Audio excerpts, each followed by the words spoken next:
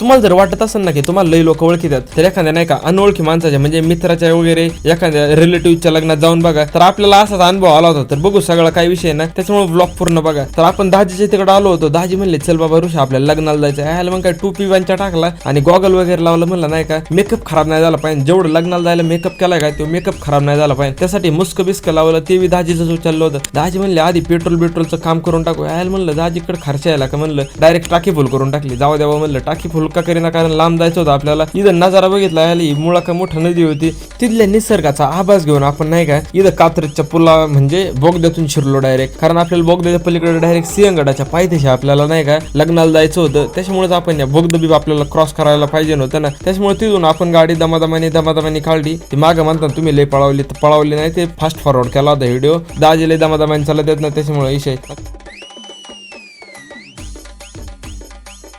दाजी म्हणले उतर तू एक घसा बनला मी करतो. त्याच्यानंतर तिथं आपलं जरा थंड वगैरे पेलो. म्हणले गाड्यावाल्या तर आपला रिमेकअप करून टाकते. नंतर आठवला आपण तर मुस्क बांधून आलेलो आहे, त्याच्यामुळे काही विषयच नाही व्हायचा ना. आणि त्यात आपण गुलगुली बी लावलेलं आहे ना, त्याच्यामुळे काही अडचणच नाही. शेवटी आपल्याला जे द्यायचं होतं ना, तारांगण गार्डन नाही मंगल कार्यालय, तिथं आलो होतो. आल्या बघितलं आपलं तर काय कोण ओळखायचं नव्हतं, कारण लग्न दाजीच्या बी ते बी कोणाचं तरी होतं. तिथं आलो पहिली नजर भोजनालयाकडे टाकली.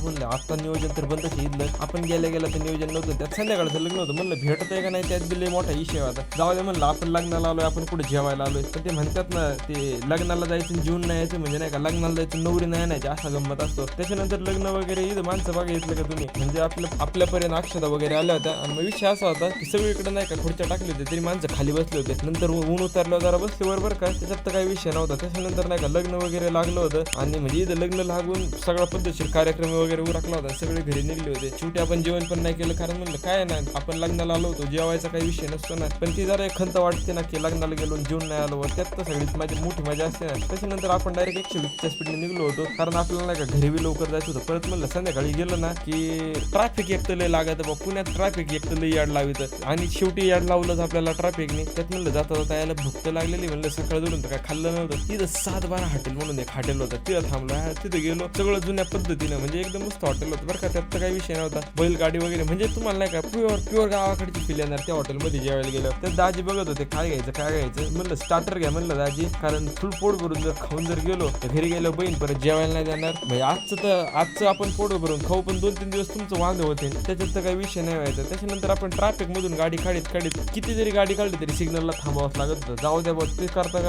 शेवटी आपण घरी पोहोचलो होतो.